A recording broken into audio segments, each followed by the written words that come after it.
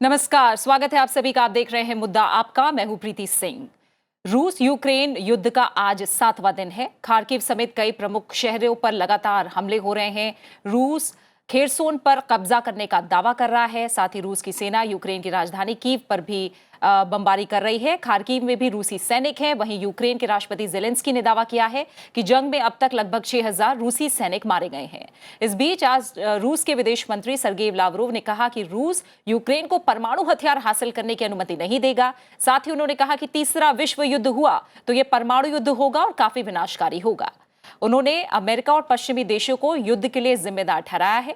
Ukraine युद्ध के बीच America के राष्ट्रपति जो बाइडेन ने यूएस कांग्रेस को संबोधित किया और संबोधन में बाइडेन ने यूक्रेन पर रूस के हमले की निंदा की और यह भी साफ कर दिया कि अमेरिकी सेना यूक्रेन की जंग में शामिल नहीं होगी। उन्होंने यूक्रेन को $1 बिलियन की मदद देने का भी ऐलान किया। इन सब के बीच यूक्रेन रूस के बीच जो दूसरे दौर की मीटिंग है उसमें कुछ समाधान निकलने की उम्मीद जताई जा रही है और जंग छिड़ने के बाद बड़ी संख्या में जो नागरिक हैं वो दूसरे देशों में पलायन भी कर रहे हैं। यूक्रेन की सीमा से सटे Poland, Hungary, Moldova, Romania, Slovakia और बेलारूस में सबसे ज्यादा माइग्रेशन हुआ है। रूस यूक्रेन युद्ध से जुड़े तमाम जो पहलू हैं उन पर आज हम बात करेंगे और इस पर चर्चा के लिए मेरे साथ खास मेहमान जुड़ रहे हैं। मेरे साथ स्टूडियो में मौजूद हैं Alok Bansal, director India foundation. साथ ही मेरे साथ जुड़ रहे हैं lieutenant general AS Lamba, retired former vice chief of army staff. साथ ही मेरे साथ है अनिल त्रिगुनायत जो कि फॉर्मर एम्बेसडर हैं। आप तीनों मेहमानों का बहुत बहुत शुक्रिया। इसके अलावा मेरे साथ स्टूडियो में मेरे सहयोगी अखिलेश सुमन भी जो ताज़ा परिस्थितियां हैं उस पर अपडेट देने के लिए मौजूद हैं। आलोक बंसल, पहले मैं आपसे शुरुआत करूंगी और समझूंगी आज युद्ध का 7वां दिन है, जो भी स्थितियां रही हैं किस तरफ जा रहा है ये युद्ध? देखिए, हमें इस युद्ध को पूरी तरह से देखना होगा कि पहले जो 24 घंटे थे जो युद्ध शुरू हुआ तो रूस ने काफ़ी बढ़त बनाई और उसकी सेनाएं जो हैं काफ़ी आगे बढ़ी। लेकिन उसके बाद अगर आप देखें अगले 5 दिनों तक यूक्रेन की सेना ने रूसी सेनाओं को ज़्यादा आगे बढ़ने नहीं दिया। और जब ऐसी स्थिति आई और ऐसा लगा कि एक कड़ा संघर्ष होने वाला है तो आज से हमने देखा कि रूस ने अपनी मारक क्षमता में काफ़ी वृद्धि की है, काफ़ी ज़्यादा हमले किए हैं, बॉम्ब मिसाइल से काफ़ी ज़्यादा अटैक हो रहे हैं।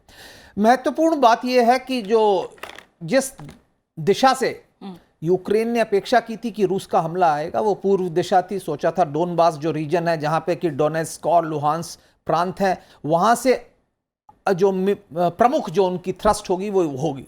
लेकिन रूस ने शुरू में उनको एक बहुत ही अचंभे में डाला जब उन्होंने बेलारूस की धरती से कीव की तरफ हमला किया और उत्तर की ओर से खार्किव और अन्य जगह किया और साथ ही साथ क्रीमिया से दक्षिण से जो उनकी जो मेन थ्रस्ट आई। तो जो दक्षिण से रूस का जो युद्ध है वो काफी आगे बढ़ चुका है और अजोव जो सागर है, सी ऑफ अजोव जिसे कहते हैं, उसकी जितनी भी तटीय क्षेत्र है उस पर रूस का हमला हो गया है और अब वो ब्लैक सी की ओर जो कोस्टल बेल्ट है उसके ऊपर पड़ रहा है। लेकिन क्या है कि जिस तरीके से पहले 24 घंटे में यूक्रेन में अव्यवस्था दिखी थी वो नहीं है। अब क्या है, यूक्रेन में राष्ट्रवाद का, प्रखर राष्ट्रवाद का उदय हो चुका है। वहां की सेना, वहां के नागरिक, वहां की जो राजनीतिक नेतृत्व है वो जमकर मुकाबला कर रहा है। लेकिन जो डिसिमिलैरिटी है दोनों सेनाओं में बहुत ज्यादा है और ये हमें समझ लेना चाहिए कि यूक्रेन की जो वायु सीमा है उसमें करीब करीब एयर सुपीरियॉरिटी है रशियन एयरफोर्स की और इसलिए जो यूक्रेन की जो एयरफोर्स है वो आर्मर्ड कॉलम्स के साथ इंटरफियर नहीं कर पा रही। अगर आपने सुना हो तो कल एक 40 मील लंबा जो कॉलम चल रहा है वो आर्मर्ड बख्तरबंद गाड़ियों और टैंकों का जो कॉलम है वो अभी रुका हुआ है कीव के बाहर, जैसी मुझे जो आखिरी जानकारी मिली थी उसके अनुसार। जी। तो अगर शहरों में लड़ाई होती है तो ये बहुत ही जिसे कहते हैं खूनी और काफी जानो माल का खतरा होगा। तो इसके लिए आवश्यक है और विशेषकर ऐसे शहरों में जहां काफी अंतर्राष्ट्रीय नागरिक हैं, काफी विदेशी राजनयिक हैं, तो आवश्यकता है कि इस वक्त अंतर्राष्ट्रीय समुदाय दोनों राष्ट्रों पर दबाव बनाए और एक मानवीय युद्ध विराम जो कुछ समय के लिए हो उसकी आवश्यकता है, जिससे कि अंतर्राष्ट्रीय नागरिक कम से कम इन युद्ध क्षेत्रों से निकल सकें। ठीक है। लेफ्टिनेंट जनरल एएस लांबा, मैं थोड़ा आपका नजरिया समझना चाहूंगी कि कीव में जैसे कहा जा रहा है कि सैनिकों की जो मौजूदगी कीव के आसपास और जो रूसी सेना का लंबा काफिला, क्या माना जाए कि एक इंस्ट्रक्शन की, एक आदेश की देरी है और क्या ये लड़ाई अगले कुछ घंटों में बहुत निर्णायक साबित हो सकती है सैनिकों की उपस्थिति के लिहाज से अलग अलग शहरों में? क्या दर्शा रहा है फिलहाल? कीव कैपिटल है, एक बहुत बड़ा सिटी है, वेरी वेल बिल्ट है और टिपिकल अर्बन वॉरफेयर के लिए आइडली सूटेड है। जिस तरह के वेपन्स जो प्रोवाइड किए गए यूक्रेन को, चाहे अमेरिका से, जर्मनी से, tens of thousands of missiles are present today. और अगर ये मिसाइल्स वहां तक पहुंच चुके हैं, इसका मतलब एक एक बिल्डिंग में एक बख्तरबंद हालत में वेपन्स अवेलेबल है और ये पॉट शॉट्स ले सकते हैं जो भी कॉलम्स आ रहे हैं। तो दोनों तरफ अगर देखा जाए, यस, कहने के लिए एक कमांड की जरूरत है, जबकि रशिया अपने इंटेंसिफाई अटैक्स के साथ बहुत ज्यादा मिसाइल अटैक करके किसी भी तरह अगर वो चाहे तो इस ऑपोजिशन को, उसको लगेगा कि मैं इसको न्यूट्रलाइज कर सकता हूं। लेकिन problem of urban warfare is only one. एक आदमी भी कई एक टैंकों को, कई एक गाड़ियों को, कई एक अटैकिंग कॉलम्स को रोक सकता है। अच्छा। और जिस तरह के उनके पास हथियार है और उनके पास ड्रोन्स हैं, जिस तरह की आर्टिलरी शेलिंग हो रही है, आपने देखा कि 60 किलोमीटर का जो एक काफिला है वो है caravan of logistics, artillery systems और टैंक्स। ये भी अगर रोक सकते हैं, इसका मतलब उस कमांड, और वो कमांड देना आसान है लेकिन उसको प्रोसिक्यूट करना काउंटर अर्बन वॉरफेयर में एक स्ट्रैटेजी बहुत ही मुश्किल है। कभी भी ये कहीं भी दुनिया में without raising to the ground, कभी भी ऐसा, उसके बिना ऐसे अचीवमेंट नहीं हो पाई है। तो मेरे एक बड़ा चैलेंज है रशिया को कि क्या वो रेजिंग टू द ग्राउंड एक स्ट्रैटेजी क्या कर सकता है, क्योंकि उसमें बहुत लोग, बहुत सिविलियंस को नुकसान होगा। तो मेरा विचार है कि शायद ये टॉक्स, शायद एक पॉज, शायद एक, it's not a tactical pause, it's a strategic pause, कि सबको एक उम्मीद हो और एक मौका हो किस तरह से इस लड़ाई को रोका जा सके और किस तरह से आगे नेगोशिएशंस की जा सके। आगे अगर आप बात करेंगे किस तरह के नेगोशिएशंस और क्या हो सकता है, उस पे आगे बात करूंगी, उसका थोड़ा बाद में। बिल्कुल, फिलहाल बिल्कुल लाभा सर, उस पे मैं बात करूंगी। आपने कहा ये स्ट्रैटेजिक पॉज हो सकता है। अनिल त्रिगुनायत, क्या आप भी मानते हैं कि ये स्ट्रैटेजिकली अभी जो स्थितियां हैं वो काफी कुछ बयां कर रही हैं, और इस बीच रशिया का एक बार फिर थर्ड वर्ल्ड वॉर का जिक्र करना, परमाणु युद्ध की चेतावनी, धमकी देना, ये क्या बता रहा है? क्या वॉर और खिंचेगी? देखिए, दो चीजें ध्यान में रखने वाली हैं इसमें।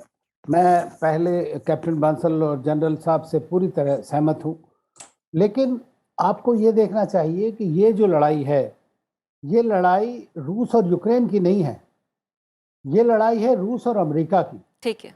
और उसमें अमेरिका पूरी तरह से चाहता है कि एक रूस बहुत कमज़ोर देश के रूप में रहे, ताकि यूरोप के अंदर में उसका पूरा आधिपत्य बना रहे। ये लॉन्ग टर्म स्ट्रेटेजिक गोल है अमेरिकन का, और ये हमेशा से चला आ रहा है। और उसी के बदले, उसी को इस तरह से पुतिन भी देखते हैं। इसीलिए कोई ट्रस्ट डेफिसिट है, इसीलिए वो ये नहीं चाहते कि नेटो एक्सपेंशन यहाँ तक हो।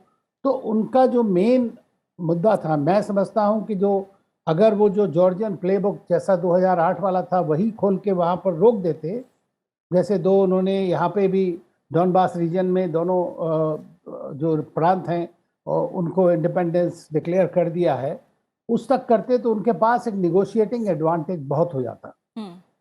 और लेकिन वो जो मैं समझता हूँ कि ये शायद उन्होंने सोचा था कि 48 आवर्स में हम लोग कीव को पकड़ लेंगे, तो ये या तो उनकी इंटेलिजेंस का फेलियर है या कोई स्ट्रेटेजिक चॉइसेस जो उनकी बनी वो ठीक नहीं थी। ठीक है। दूसरी चीज़ मैं ये कहना चाहता हूँ कि प्रेसिडेंट पुतिन अगर चाहते, या इस वक्त में भी, तो अब तक बेसिकली वो ये नहीं चाहते हैं कि ज़्यादा सिविलियन कैजुअलिटीज़ हों। देखिए, कहीं के भी ह्यूमन राइट्स की, चाहे यूएनएचसीआर की रिपोर्ट लें, चाहे कि यूक्रेन की खुद की लें या रशियंस की लें, इतने दिन लड़ाई चलने के बाद 200 करीब डेथ्स हुई हैं टोटल सिविलियंस की। तो ये इतनी गोलीबारी, इतनी लड़ाई, इतनी जगहों में होने के बाद अगर इतना है, तो इसका मतलब है कि सबसे बड़ा काम उनका था कि किस तरह यूक्रेन की जो मिलिट्री पॉसिबिलिटीज़ हैं, मिलिट्री पोटेंशियल है, उसको ख़त्म कर दिया जाए। ठीक है। और पहला इनिशियली अटैक सारे वहीं पे हुए थे। और ये बात बिल्कुल सच है कि शायद पूरी तरह से उन्होंने ये फैक्टर नहीं किया था कि जो सिविल वॉरफेयर हो सकता है, कि सिविलियंस जो है वो खड़े हो जाएंगे। तो अगर ये सोचा उन्होंने, तो मैं समझता हूँ जो हिस्ट्री को बार बार बताते हैं तो उन्हें ये भी याद रखना चाहिए कि यही हिस्ट्री रशिया की और यही हिस्ट्री यूक्रेन की साथ साथ है। जब सेकेंड वर्ल्ड वॉर में रशिया ने, उससे पहले नेपोलियन बोनापार्ट, उसके बाद हिटलर, इन दोनों को रशिया में ही हराया गया था। जी। तो इसका मतलब यह है कि जो रशियंस हैं, जो यूक्रेनियंस हैं, इन सब लोगों में एक अपने देश के लिए मरने का एक जज्बा भी है। हाँ, तो ठीक है। ये चीज़ जो है सबसे बड़ी इंपॉर्टेंट है। दूसरी चीज़ ये है कि दोनों के बीच में, चाहे रूस हो चाहे यूक्रेन हो, उनके इंटरमैरिजेस, वो एक ही लोग हैं, एक तरह के साथ उनकी फैमिली रिलेशंस हैं। ठीक। तो ये एक बड़ी प्रॉब्लम है पुतिन के लिए, क्योंकि जी, इससे जी। डोमेस्टिक डिसकंटेंट भी बहुत बढ़ती चली जाएगी आगे अगर इस तरह से हुआ। ऑलरेडी हम ठीक। देख रहे हैं। ठीक और है। इकोनॉमिक कंडीशंस जो हैं वो बढ़ेंगी, डिफिकल्टीज आएंगी। तो देखिए, तो उनको ये सारी उस चीज़ पहलू पर कैप्चर भी करनी बात पड़ेगी। करूंगी मैं, त्रिगुणाराय जी, उस पहलू पर भी बात करूंगी मैं आगे। अभी अखिलेश सुमन, मैं चाहूंगी, जैसा जिक्र हो भी रहा है कि कोई भी युद्ध एक ह्यूमैनिटेरियन क्राइसिस की स्थिति लेकर आती है, और हम देख रहे हैं कि अब 7वां दिन है। जैसे जैसे दिन बढ़ रहे हैं वैसे वैसे पलायन करने वाले लोगों की संख्या भी बढ़ रही है, और जैसे जैसे इलाके और ज्यादा इलाकों में रूसी सेना जा रही है, संख्या लगातार बढ़ रही है। फिलहाल इसे लेकर स्थिति क्या है, और भारतीयों को निकालने की जो कवायद है वो और कितनी तेजी से अब आगे बढ़ रही है? निश्चित तौर पे भारतीयों को निकालने की कवायद भारत की सबसे बड़ी कहे की कोशिश है, और इस कोशिश के तहत जो अभी थोड़ी देर पहले ब्रीफिंग की है मिनिस्ट्री ऑफ एक्सटर्नल अफेयर्स ने, उनका ये कहना है कि 17,000 लोग यूक्रेन से निकल चुके हैं। मतलब 24 फरवरी से, जिस दिन से युद्ध शुरू हुआ है, उस दिन से अभी तक तकरीबन 17,000 लोग वहाँ से निकल चुके हैं। उसके पहले भी कुछ लोग निकले थे। तो निश्चित तौर पे आप कहें कि जो जिस तरह की स्थितियां हैं यूक्रेन में, और यूक्रेन सरकार से आप बहुत ज़्यादा अपेक्षा नहीं कर सकते, जो सरकार खुद ही युद्ध से निपट रही है। लेकिन जो रूसी जो इंटरलोक्यूटर हैं, उनसे जो बात हुई है, उनसे बात के बाद आज यह तीन एडवाइजरी आज जारी की गई है प्रीति। एक सुबह के 4:30 बजे, दूसरा शाम में 5 बजे, और तीसरा शाम में 6 बजे। और उन तीनों एडवाइजरी में यह कहा गया है कि चाहे वो खार्किव में हो या लीव में हो या कीव में हो, वो तीनों जगहों से, और एक जगह और 2-3 और जगहों के बारे में बताइए जहाँ जहाँ कॉन्फ्लिक्ट जोन है, वहाँ से वो निकले, और वहाँ के टाइम, यूक्रेन के टाइम शाम के 6 बजे तक वो वहाँ से बिल्कुल निकल के जहाँ भी जो भी ट्रेन मिले, और अगर ट्रेन भी नहीं मिलती है, बस भी नहीं मिलती है, तो पैदल भी चलने की बात कही गई है। और दूरी भी बताई गई है कि 11 किलोमीटर से 16 किलोमीटर तक उनको पैदल चलना पड़ सकता है उस इलाके से निकलने के लिए। तो जो हमें बताया गया कि रूसी जो लोग हैं, उनसे बात करने के बाद भारत सरकार ने यह निर्देश दिया है अपने नागरिकों को, और इसके मुताबिक अगर भारतीय समय के हिसाब से कहें तो आज रात में 9:30 बजे के बाद आप कुछ भी अंदेशा लगा सकते हैं, कुछ भी अंदाज लगा सकते हैं। खार्किव में लड़ाई पूरी तरह से जारी है, कीव में पूरी तरह से जारी है। इस बीच में हमारे जो एम्बेसी है, एम्बेसडर हैं, और एम्बेसी के सारे तकरीबन अधिकांश स्टाफ को लीव में जाने के लिए कहा गया है। वो लीव स्थानांतरित हो रहे हैं, और उसके अलावा जो बचे हुए स्टाफ है, भिन्न भिन्न जगहों पर जो भारतीय नागरिक हैं, उनको निकालने की कोशिशों में फैसिलिटेट कर रहे हैं। और जो हमें यूक्रेन से जानकारी मिली है, वो लोग भी ये प्रयास कर रहे हैं, हालांकि उनका प्रशासन तंत्र काफी चरमराहट की स्थिति में है, लेकिन उन लोगों की तरफ से फैसिलिटेट ये किया जा रहा है कि जो विदेशी नागरिक हैं, उन विदेशी नागरिकों को यथासंभव वो बाहर निकलने में मदद कर रहे हैं। बिल्कुल बिल्कुल। आलोक बंसल, कहीं ना कहीं हर कोई चाह रहा है युद्ध रुके, और बातचीत जो है उसके लिए एक सबसे अच्छा रास्ता हो सकता है। कितनी उम्मीदें जो दूसरे दौर की बातचीत है, हालांकि बहुत साफ नहीं है समय को लेकर, उम्मीद ये भी थी कि आज रात ही वो बातचीत हो सकती है। क्या माने, किस तरह की तैयारी और कितनी उम्मीदें दूसरे दौर की बातचीत को लेकर हम लगा सकते हैं? देखिए, जैसे पहले दौर की बातचीत हुई थी तो किसी को भी कोई उम्मीद नहीं थी कि उसमें होगा। दूसरी दौर की बातचीत में कुछ उम्मीद है, पर मुझे लगता नहीं कि इतनी जल्दी मामला सुलझ जाएगा, क्योंकि दोनों ही राष्ट्र जो हैं फेस सेविंग मैकेनिज्म चाहेंगे। पुतिन ने जब हमला किया तो उनको लगा कि शायद वो बड़ी जल्दी कीव पे कब्जा कर लेंगे, कीव पे अपनी पसंद की एक सरकार स्थापित कर देंगे और फिर ये युद्ध खत्म हो जाएगा। अब वैसा नहीं हुआ। अब अंतर्राष्ट्रीय समुदाय इसको देख रहा है, अंतर्राष्ट्रीय मीडिया कह रहा है कि रूस की जो सेना है वो आगे नहीं बढ़ पाई, डोमेस्टिक ओपिनियन है, चुनाव होने हैं। ये सब चीजें देखते हुए रूस के लिए भी आसान नहीं होगा किसी युद्ध विराम के लिए तैयार होना। यूक्रेन के लिए पहला मुद्दा है कि युद्ध विराम हो, क्योंकि जिस तरीके से तबाही मच रही है उनके शहरों में और उनकी जनसंख्या विस्थापित हो रही है, वो चाहेंगे कि युद्ध विराम हो।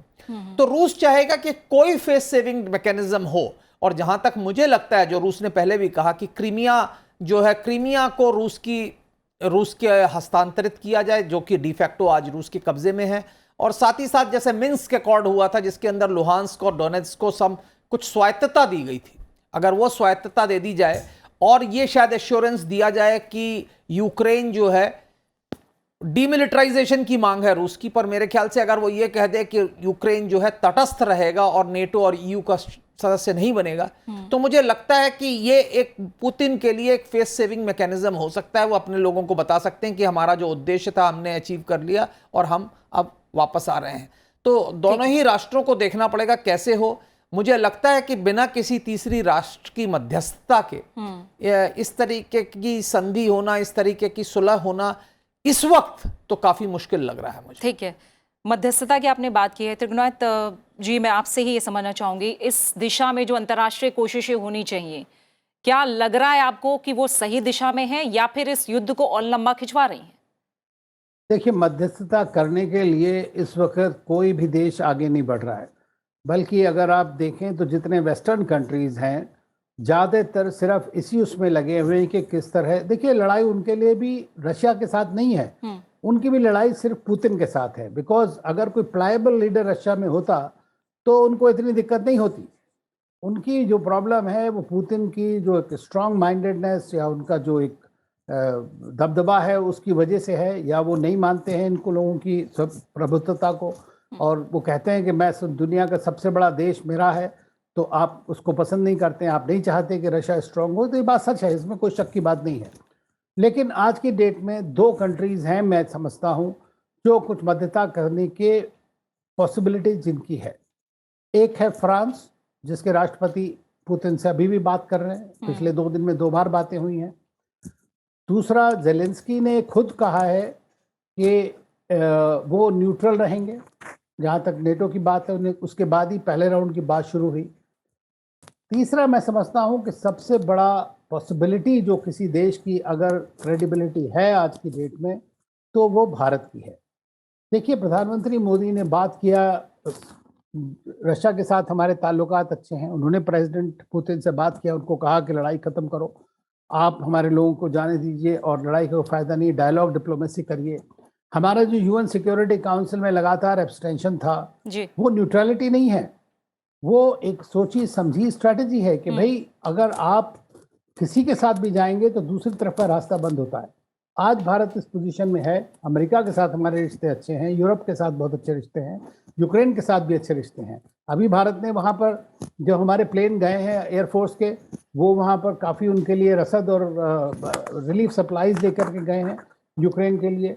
तो मेरा मानना यह है कि इस वक्त जैसे हमने अपने मत से जो यूएन सिक्योरिटी काउंसिल में हमारे जो स्टेटमेंट्स हैं या उस सब के ज़रिए, तो मैं ये समझता हूँ कि अगर भारत आज की डेट में ये कहता कि भाई अगर आप चाहें तो हम आप लोगों को होस्ट कर सकते हैं दिल्ली में, let there be Delhi talks, तो शायद है कि हम मे भी नहीं मानते, बट लेकिन शायद है कि इस वक्त अगर क्रेडिबल कोई इंटरलोक्यूटर है तो भारत है, चीन नहीं है। चीन की भी पोजीशन सिक्योरिटी काउंसिल में आइडेंटिकल है जैसी हमारी थी।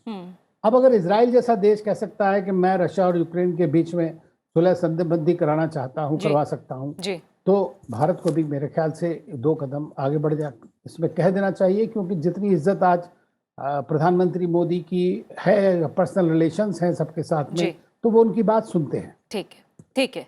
और लेफ्टिनेंट जनरल लांबा, आप जो शर्तों को लेकर बात कर रहे थे और दूसरे दौर की बातचीत की हम बात कर रहे हैं, क्या लग रहा है जो शर्तें राष्ट्रपति पुतिन की तरफ से हैं वो कितनी आसान या मुश्किल हैं, या यूक्रेन के लिए ईयू में एक तरह से शामिल होने से क्या खतरा है, और नाटो देश क्या यूक्रेन को रशिया की धमकियों के बीच शामिल करवाएंगे, क्या लग रहा है? और इस तरह कीव पर कंट्रोल अगर होता है, जो आपने स्ट्रैटेजिक पॉज की बात कही थी, तो क्या स्थिति में रूस का पलड़ा और भारी होगा? क्या स्थितियां परिस्थितियां आपकी नजर में फिलहाल क्या दिख रही हैं इसे लेकर? सबसे पहले कीव के बारे में, और इसका यह समझना जरूरी है कि कीव का the fall of Kyiv is not material to a strategic pause.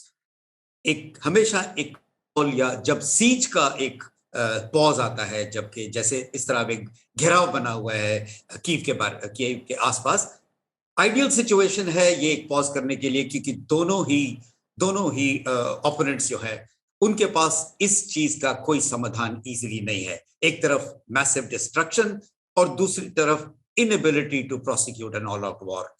तो ये एक पॉज जो मैंने बताया, इसमें जो एग्रीमेंट हो सकती है दो। फर्स्ट, ये मेरा असेसमेंट है, अनुमान है लॉजिकली कि वॉर को रोका जाए, और जो डिसीजन है रिगार्डिंग कि यूएन नेटो में यूक्रेन को शामिल किया जाए या नहीं, ये बहुत लंबी 8 वर्षों से ये कार्रवाई चल रही है, और इसको एग्री करना या पेंड करना, there is no reason to say yes और नो। ऐसे टॉक्स में अक्सर इस डिसीजन को कुछ टाइम लिया जा सकता है, और मुझे नहीं लगता कि नेटो को तुरंत इस यूक्रेन को नेटो में लेने की कोशिश भी करनी चाहिए। ठीक है। अगर ये पूरी लड़ाई यहां रुक सकती है and it gives some pause to decide and others to intervene, best solution है कि नेटो को अभी ईयू में नेटो में यूक्रेन को नहीं लेना चाहिए। और दूसरी बात, जब पुतिन के लिए सबसे बड़ा चैलेंज है इतना बड़ा पावर, एक सुपर पावर, इतनी फौज को 2 लाख से ऊपर फौज को लेके, और किस तादाद में आर्मर, आर्टिलरी, एयरफोर्स को लगाकर, फिर भी वो एक डिसीजन जो 24 आवर्स में सोचा था नहीं पा पाया, उसके लिए भी जरूरी है कि एक तरह की फेस सेविंग हो, और एक तरह उसको एक गारंटी मिले, चाहे नेटो से चाहे ईयू से, दैट एक पॉज अब पूरे दोनों देशों को एक चांस देगा डायलॉग के लिए, और नेटो को भी एक चांस देगा थोड़ा पॉज देकर, ताकि किसी तरह ये लड़ाई यहां रुक सके। फाइनली, चाहे वो यूक्रेन का डीमिलिटराइजेशन चाहे या नहीं, मुझे लगता है वो एक सेकंड लेकिन कॉन्क्रीट डिमांड होगी पुतिन की, कि अगर आप इसको डीमिलिटराइज नहीं करेंगे, क्योंकि अभी जो यूक्रेन में अपने उनके इनहेरेंट वेपन्स है, उसके अलावा जो तादाद में तरह तरह के वेपन्स अभी बाकी कंट्री से आए हैं, ये एक चैलेंज कई गुना ज्यादा अभी पुतिन के लिए बन गया है। तो मेरे को लगता है इन 3 स्टेप्स में ये पॉज होगा, ठीक है, चांस होगा कि किसी तरह लड़ाई को रोका जाए। That is the core point. लेकिन क्या आलोक बंसल, आप बहुत छोटे छोटे कमेंट आप लोगों से चाहूंगी क्योंकि समय की कमी है, कि क्या ये जो कॉन्फ्लिक्ट है उसने एक नया जियोपॉलिटिकल राइवलरी को जन्म लिया है, जो वेस्टर्न पावर्स और रशिया, एक तरह से हम कहें कि क्या नए सिरे से सब कुछ आ चुका है और कॉम्प्लेक्स हो चुका है, चाहे हम यूरोप की भी बात करें या एशिया की भी बात करें? इसमें कोई शक की बात नहीं है कि द्वितीय विश्व युद्ध के बाद पहली बार यूरोप में ऐसा वातावरण है कि शायद एक विश्व युद्ध जैसी स्थिति पैदा हो सकती है, और पश्चिमी राष्ट्र जो हैं इस युद्ध को वेट एंड वॉच है। एक दूसरी महत्वपूर्ण बात यह है कि इस युद्ध के कारण रूस और अमेरिका इतने एक दूसरे के खिलाफ आ गए हैं कि चीन का फायदा हुआ है, और चीन और रूस के बीच संबंध बेहतर हो रहे हैं, और हो सकता है कि एक ऐसे शीत युद्ध की ओर हम अग्रसर हो रहे हों जिसमें जो continental powers versus maritime powers या डेमोक्रेसीज वर्सेस अथॉरिटेरियन रिजीम्स के बीच में हो। पर यह हमारे लिए बड़ी चिंता की बात होगी, क्योंकि तब हम फ्रंट लाइन स्टेट होंगे अगर इस तरीके की कॉन्फ्लिक्ट हुई। और इसलिए मेरा भी ये मानना है, जैसा एम्बेसडर त्रिगुनायत ने कहा, कि भारत को पहल करनी चाहिए मध्यस्थता करने की, क्योंकि अब हम अगर एक विश्व शक्ति के रूप में उभरना चाहते हैं तो वैश्विक मुद्दों में, वैश्विक मामलों में हमें हस्तक्षेप करना, हमें पहल करनी आवश्यक है हमारे लिए। और मेरे ख्याल से इस वक्त फ्रांस तो मुझे नहीं लगता कि ये कर पाएगा, या तो भारत करेगा या हो सकता है चीन करे। 2 ही राष्ट्र ऐसे हैं जो इस मध्यस्थता करने के लिए कुछ कर सकते हैं, मुझे ऐसा लगता है। ठीक है। इसके बाद अगर हम यूएन को लेकर बात करें तो वहाँ पर भी लगातार जो हैं वो प्रस्ताव आ रहे हैं और आगे भी आने हैं, और हमने देखा जब वहाँ पर रूस की तरफ से एक तरह से संबोधन दिया गया तो तमाम जो देश थे उन्होंने बहिष्कार किया, वॉकआउट किया, जबकि यूक्रेन की तरफ से जब जेलेंस्की ने संबोधन दिया तो हमने तालियों की गड़गड़ाहट सुनी। क्या ये जो साइकोलॉजिकल एक तरह से दबाव है वो कहीं कहीं आपको काम करता दिखाई दे रहा है? क्या उसका कोई असर है फिलहाल रूस पर? त्रिगुनायत सर, आपसे सवाल है मेरा। अच्छा, ओके। देखिए, वो सब चीज़ों से कोई फर्क रूस को नहीं पड़ने वाला है। वो प्रेसिडेंट पुतिन को जो लोग जानते हैं, और मैं कई बार उनसे मिल भी चुका हूँ, ये सब चीज़ों पे ये सब डेकोरेटिव आइटम्स हैं, वो उससे कोई फर्क नहीं पड़ने वाला। और अमेरिका भी जानता है, बट वो सिर्फ नॉइज करना है। देखिए, ये अब खाली वॉर जो है ग्राउंड वॉर ही नहीं हो रहा है जिस तरह का हम देख रहे हैं, असली वॉर चल रहा है बेसिकली जिसको बोलते हैं साइऑप्स, इंफॉर्मेशन वॉरफेयर। इस वक्त वो चल रहा है और काफ़ी दिनों से ये चल रहा है। 1 महीने 1.5 महीने से अगर प्रेसिडेंट बाइडेन बार बार ये कह रहे थे कि रशिया अटैक करने वाला है, ये करने वाला है, तो आपने क्या किया? कुछ भी तो नहीं किया इस बीच में। बल्कि जैसा एक काफ़ी लोगों ने, जो अमेरिकन थिंक टैंक वाले, उन्होंने काफ़ी 2015 से वो लोग ये कहते चले आ रहे हैं कि European countries, American, including Henry Kissinger, जिसने कहा कि यूक्रेन को नेटो में नहीं लेना चाहिए, हमें रशिया के साथ इस तरह नहीं करना चाहिए जो आप कर रहे हैं, उनका सिक्योरिटी कंसर्न्स को थोड़ा बहुत एड्रेस करना चाहिए। इतना बड़ा हॉकिश आदमी भी ये बात कह रहा था कि ये बहुत बड़ा डेंजर होगा। तो पुतिन को इससे कोई खास फर्क मुझे नहीं लगता है पड़ने वाला है, क्योंकि अब इससे ज़्यादा क्या सैंक्शन हो सकती हैं जितनी आज इन्होंने डाल दी है उसके ऊपर। यूएन सिक्योरिटी काउंसिल में तो ये होने वाला है नहीं कुछ। यूएनजीए की जो भी बोल लें उसका एक सिंबॉलिक वैल्यू है, उसकी कोई मतलब नहीं है। तो ये जो तालियों की गड़गड़ाहट और ये और वो स्टॉकिंग शॉप में जो भी होता रहे उससे किसी को फर्क नहीं पड़ता है।